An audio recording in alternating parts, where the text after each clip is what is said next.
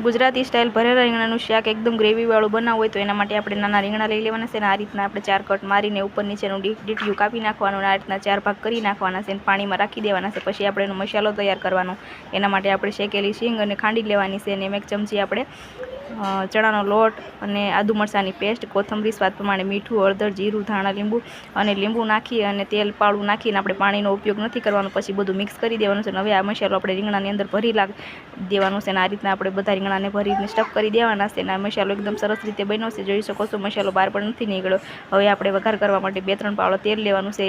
રાઈ, જીરું, હિંગ, મીઠા લીમડા પાન, ટમેટા નાખી અને બટેકું એક નાખવાનું. આ રીતના એનો વઘાર કરવાનો છે. હવે આપણે એમાં ભરેલા રીંગણા એડ કરી દેવાના છે અને આ રીતના એને તેલમાં કકડવા દેવાનું છે અને હવે આપણે એમાં બચેલો મસાલો એડ કરી દેવાનો છે અને હવે આપણે જરૂર પ્રમાણે પાણી નાખી અને 2 સીટી બોલાવી દેવાની છે એટલે સરસ એવું આપણું શાક તૈયાર થઈ જશે. ઉપરથી આપણે કોથમરી નાખીને હવે પરસી દઈએ. જોઈ શકો છો કેટલું ગ્રેવીવાળું અને સરસ શાક બન્યું છે.